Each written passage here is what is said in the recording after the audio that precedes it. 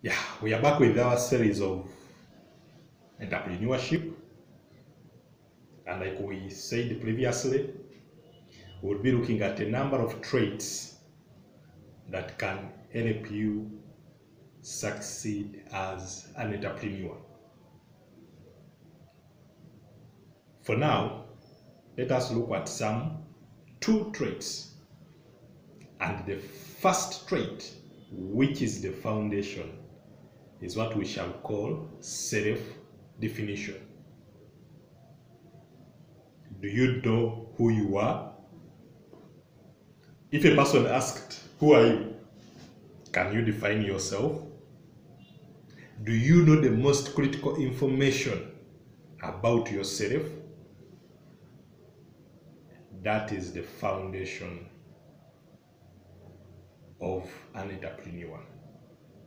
Before you start dreaming of succeeding, the first step you need to do is to define yourself, to know who you are.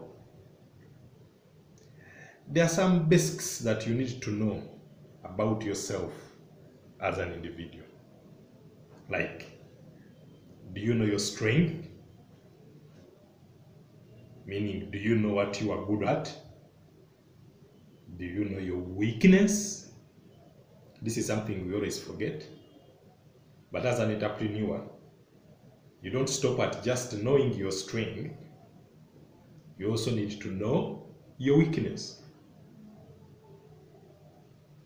By knowing your strength, it will help you to identify activities where you have an edge.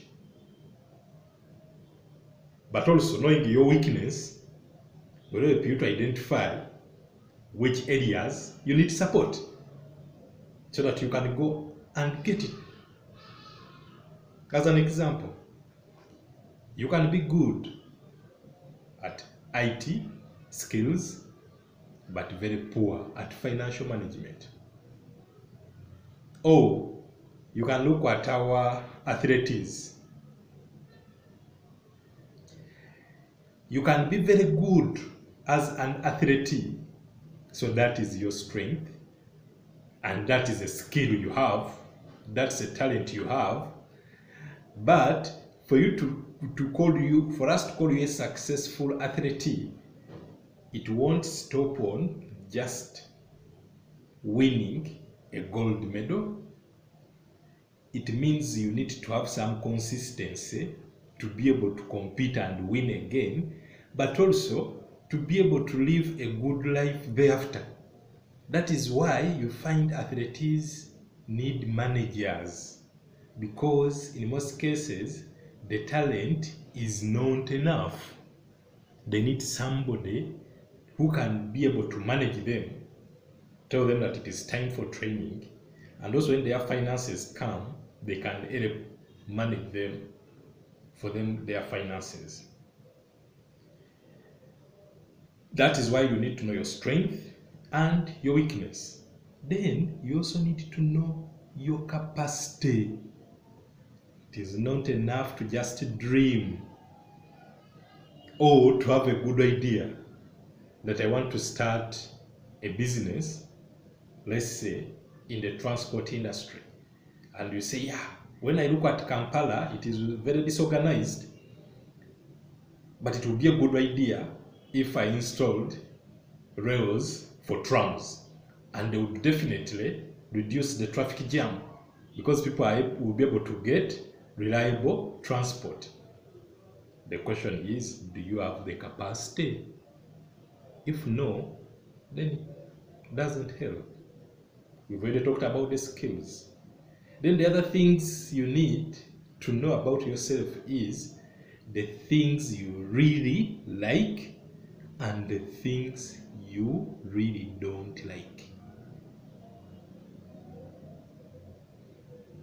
For example, if you are thinking of going into the beauty industry, you want to open up a salon, but you hate touching in people's hair.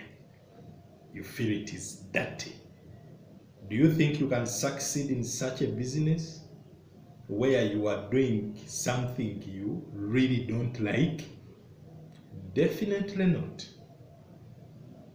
So the first step is self-definition. You need to take time and define yourself. Some things can be obvious, others might not be obvious. That's why you need also to take time and listen to what people say about you. You might have a talent when you don't know, but when other people have identified it as a talent, so they will help you to identify your strength.